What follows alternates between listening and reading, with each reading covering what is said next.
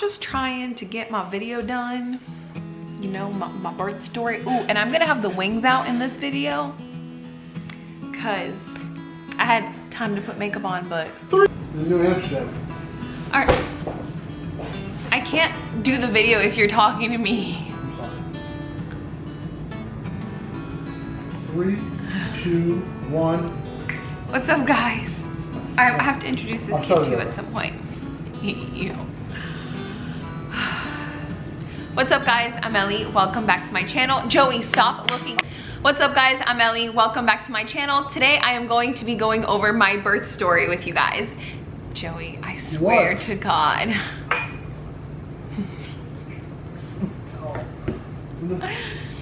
I have Thomas here with me. He ate and he has had his diaper changed, so I'm hoping that he will just hang out with us for the rest of this video. Although Joey's home now, so if anything, he will take the baby. Oh, I should actually introduce him to you guys. He probably hates me so much right now. He is so angry. He's got a really weird angle right there. No. You see him? Here he is. Handsome. His hair is a mess. He didn't do his hair. His hair is a mess, but look at how much hair he's got. I love it. He's very handsome. All right, so as I've told you guys in the past couple of videos that you've seen, we found out that I was going to be induced on October 9th, which was a Tuesday, and I was to be induced on the 11th, which was on a Thursday. So on Tuesday, when I saw my doctor, he told me to call into the hospital around 8 a.m. and that by 10 a.m. they should be ready to see me, but just to call ahead in case for some reason they had a bunch of people come in and go into labor and they didn't have space available for me. So that is what I did. I called the hospital at 8 a.m. and to my surprise, they were like, oh yeah, you can come in at 9. And I was like, what? Because I was definitely not ready to come in at 9 since my doctor had told me that he was scheduling it for 10.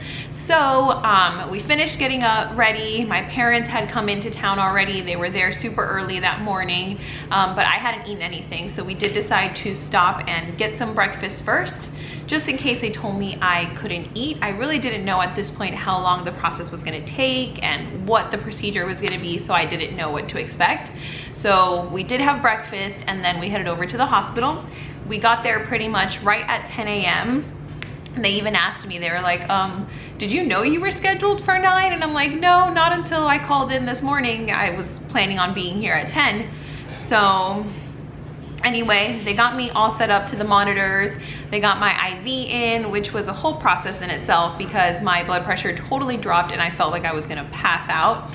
When I was younger, I really hated needles, but as I've gotten older, I've kind of just learned to deal with it.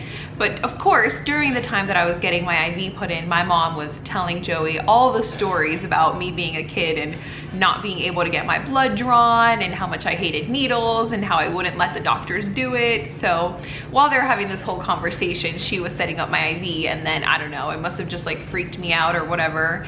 And I definitely felt like I was about to pass out. So I was already like, well, if they're just putting in my IV and I'm already almost gonna pass out, this is gonna be a fun ride. After everything had been set up, they did come in and check me for the first time, and they said I was basically 3 centimeters dilated and 70% effaced at this point. When I had been to my doctor's office on Tuesday, I had been 2 centimeters dilated, so I was hopeful that things would get going quickly. I was wrong. I was very wrong. So after they checked me, they did decide to start out the induction with Cytotec. So I got my first dose of that. I also forgot to mention, I did not realize how much it hurts to get checked. When they checked me, it was like instant cramping after, and it was just like, it just hurts. I don't know if it was just me or what, but I thought that was really painful when they went all up in there and start moving things around. I was like, oh my God, this is not fun. So when they put in that first dose of Cytotec, I did start having minor contractions, and I could feel it. I mean, I knew that there was that tightening sensation in my belly, and I could see it on the monitor that I was having contractions, but it was by no means painful at this point. It was just, like I said, a tightening sensation, and I didn't feel uncomfortable really during them. During this time, I was pretty much just hanging out, acting normal. I was talking to friends and family. I was bouncing on my ball. I was walking around the room, just kind of trying to do things to get that process going. So, you know, we were just kind of hanging out in the room for a while up until around 3:30 when they came back in and checked me again.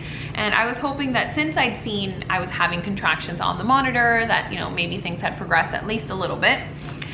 When she came in and checked me though, I was still only, she said now, a full 3 centimeters dilated, and I was 80% effaced. So my cervix was thinning out, but I hadn't dilated or anything like that.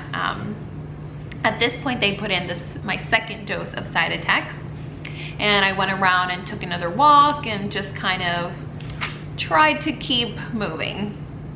The hospital beds are super uncomfortable, so just laying there, like on each of my sides, like my hips started hurting. It was uncomfortable laying in that bed for sure. So around almost 8 o'clock, around 7:55, I wrote down, is when they came in and checked me again, because at this point they were gonna decide either they were gonna do a second dose, or I'm sorry, not a second dose of Cytotec, but they were gonna decide what the next step would be, either Pitocin or if they were gonna go with Cervidil. So they checked me, and I was closer to 4 centimeters dilated, and I was still at just 80% effaced. So I was starting to get really discouraged at this point because we'd been there all day. I mean, since 10 a.m. when they'd gotten things going up until now 8 a.m. I hadn't, or not 8 a.m., 8 p.m. I hadn't really progressed much at all. So they decided to actually do Cervidil overnight and let me get some rest, and hopefully the Cervidil would get things going even more. So around 9 p.m. my family left, and I had gotten my dosage of Cervidil already. Around 10, I started feeling contractions more consistently, but I was able to still fall asleep. Around 1 a.m. though, my contractions actually woke me up, which kind of surprised me. I didn't expect it, but they did start getting stronger at this point, and I started getting more uncomfortable. I actually was crying at this point, and Joey heard me, so he woke up. I felt really bad because I really wanted him to get some rest, even if I was up and not able to get some rest. But of course, he didn't go back to sleep. He just sat with me all night and tried to comfort me. Around 4:30 a.m., I was like, okay, this is gonna be fun, because now I've been having consistent contractions for a while. They are starting to get more painful, and if this isn't doing anything, I'm gonna be really sad in the morning. Around 5 o'clock, the nurse came in and she actually started my first round of antibiotics because my strep B test did come back positive. It's funny because my doctor didn't even know if we were gonna get the results back in time because we did the test on Tuesday, but they did get the test results back actually while I was at the hospital on Thursday. So that's when they decided to start the antibiotics. Nobody came in and checked me though until around 8:40 a.m. It was still uncomfortable. No matter how many times they checked me, it was still like just very uncomfortable each and every time. Let me know if you guys have had the same experience or if it's just me being a wuss, but yeah, it was definitely uncomfortable. And at this point is when I started getting really sad because I was still 4 centimeters dilated, you guys. So overnight, I had not progressed whatsoever. I definitely made me a little bit emotional, but I was just like, okay, now what is our next step? So they did take out the Cervidil, and I asked at this point, can I get in the tub? The day before I was not able to get in the tub, and really the day before I didn't feel like I needed it at all, but they had told me that the hot water wasn't working. So I was really sad about the idea of not being able to use it. But it turns out the next day when I actually felt like I needed it, the hot water had been fixed. So at this point, when they took out the Cervidil, I was able to get in the tub for a while. I was able to relax a little bit. When they took out the Cervidil, the contractions did slow down a bit, and I was able to relax in the tub. You're in my frame, actually. Anyway, Joey's right there. But while I was in the tub, I actually did lose my mucus plug, which hadn't happened before. So, I mean, I knew things were obviously happening, but it was just taking forever because we had been at the hospital now for well over a day. Yeah. So then they did let me walk around a little bit more before they started on the Pitocin. So that's what we did. Joey and I went around for another walk. And when we got back is when things started getting really serious. At this point, they put in the Pitocin in my IV and I started having really strong contractions right away. We had about 3 contractions with the Pitocin, and during the end of each contraction, baby's heart rate was actually dropping. So the nurse came in and she said they were looking at that, and a couple more contractions went by and she said, yeah, we're taking this off because baby obviously does not like it. That drop in his heart rate continued to happen, and obviously that's not something that they wanted. So they went ahead and took off the Pitocin. And at this point I was like, well, now what are we gonna do? Because I still haven't really progressed much. So, I mean, what's gonna be the next step? Like, how am I gonna progress now if they can't even use the Pitocin? So the midwife came in after this and they told me that they were going to break my water. So they did, and I felt an instant gush. It went like everywhere. Joey's like, this is gross. I didn't know how it would happen because some women say that when their water breaks, you know, it is like a giant gush of water, and some it's just like a trickle. But yeah, there was definitely a good amount of stuff that came out. It felt really weird. It definitely does feel like you're peeing yourself. After they broke my water, the contractions got really, really strong, really, really fast. And I mean, I didn't expect it to happen that quickly. So that's when I started thinking, like, if this isn't close to the end, I don't know if I'm gonna make it without the epidural. I had told them from the very beginning that I wanted to try to do it without the epidural, but I wasn't completely opposed to the idea of it. At this point though, it had been over a day and I was like really committed to the idea of doing it without the epidural at this point. But when I say things got intense really quick, they did. I mean, it had been like maybe an hour to an hour and a half since they broke my water, and these contractions were really intense. Like, I was really, really hot during them, and then I would get really cold after. It was just the most uncomfortable thing I've ever felt. It felt like someone was literally like stabbing you in the uterus repeatedly. It was the worst pain I've ever felt in my life. I mean, easily. During this time, Joey was really, really helpful. I definitely think like he kept me sane during this time, because during the contractions, I would just, it's true. Shut up, yes. It really is true. Like, during the contractions, he was very helpful, and that he kept telling me that, you know, I could do it, and that you know, we just had to keep going through the contractions just like the last one, and I just focused on what he told me to do. Like, when I would forget to breathe, he would tell me to breathe, and I'm like, oh, okay, I can do this. It was really just the most uncomfortable thing though, I'm not gonna lie. I was trying to like hum through them. I don't know when I started doing that or why I started doing it, but it just felt right. I didn't take any birthing classes, so I didn't really know what to do. I just tried to take deep breaths and literally just hum through them. That's basically it. But at this point, after it had been about an hour and a half, the nurse did come in, and she kind of had that, maybe you should consider taking some kind of pain medication at this point.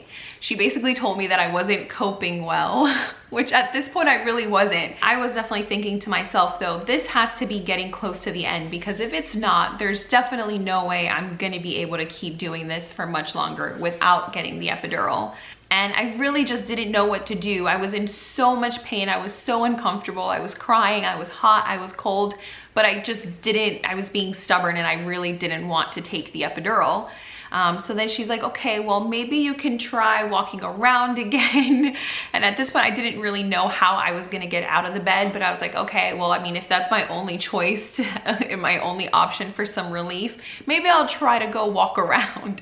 So I got off the bed. I don't even know how. Joey helped me, I'm sure. And as I started walking towards the door, she was like, yeah, maybe just walk around in the room. So I walked over to the sink and I started getting another contraction and I could not move. I was like holding onto the sink for dear life. And I was like, he's coming. I swear he's coming, because I could just feel so much pressure down there.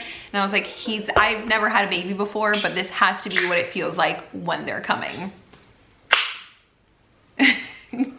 Joey's doing stuff, obviously. So that's, if you hear background noise, and that's him slurping on his soda. So anyway, the nurse was still in the room when this happened, as I was saying that, like, he's coming, he's coming. And I had even asked her when she first walked in the room, is there any chance that in this short amount of time that I could have progressed and that I could be almost ready? And she kind of looked at me like I was crazy and like, probably not. That's when she started having the coping conversation with me, because she didn't want to check me. Obviously they had broken my water, and that leads to higher risk of infection the more that they check you. And because it hadn't been that long, she just didn't want to check me yet. But of course, after she saw me going through this contraction and saying what I was saying, she was like, okay, maybe it's time for us to check you. I went and Joey helped me get back on the bed because I really could not move on my own, like at all at this point. And she went ahead and checked me and she goes, oh yeah, you're definitely a full 8. And he is right there. Like, I feel him coming. Because he was so small, he was ready to come out. And I was just in my head, like, I knew it. I mean, like, I didn't know it because I've never had a kid before, but at the same time, I was like, this felt really bad. Like, it had to be it. So she calls the midwife at this point, and I guess the midwife was delivering another baby. So she started like scrambling, getting other nurses to come in and help set things up. They were just rushing, and I was getting another contraction, and I was like, he's coming. And she's like, don't push. And I was definitely not pushing, but at the same time, it felt like my body was pushing him out. I don't know how long it was in this time frame. It felt like it was really rushed. I mean, it felt like it was a period of 5 minutes. And then the midwife was there and everything was set up, and she was basically telling me, okay, it's time to push. So the first contraction, I felt like I didn't really know what I was doing. And she kind of explained to me like the whole, okay, you know, push like if you're taking a big poop, which sounds really gross, but it's so accurate. That's legitimately what it feels like. I mean, you guys let me know your experiences down below, but that's pretty much what it felt like to me. I felt like the first push though, I didn't really know what I was doing. Like it wasn't a purposeful push. So then after she explained that to me, we pushed for 3 more contractions and he was out. And it was the most amazing moment ever. I don't know, I've told you guys a million times, but I was so emotional throughout my pregnancy. And I kept saying, I'm probably not even gonna cry when my own baby is born. And I didn't really, but I did look over and I had Joey there, I had my mom there, Joey's mom was there, and my sister was also there. It was actually not planned to be that way. I was only planning on having my mom and Joey there, but of course it was like such a rush in the moment that it just kind of happened. And yeah, it was still a beautiful moment. It was still really awesome, and I was so happy to have him there. And he cried right away, so that was so comforting, because for so many months I had been worried about this little guy, and he just came out, made his grand entrance, and made his presence known, and it was wonderful. So yeah, I think that kind of wraps up my birth story. If you guys have any questions for me, please leave them in the comments down below and I will be happy to answer them. I will see you guys soon. You wanna say bye, Thomas? Probably not, because you're still passed out. Yeah. You're such a sleepyhead.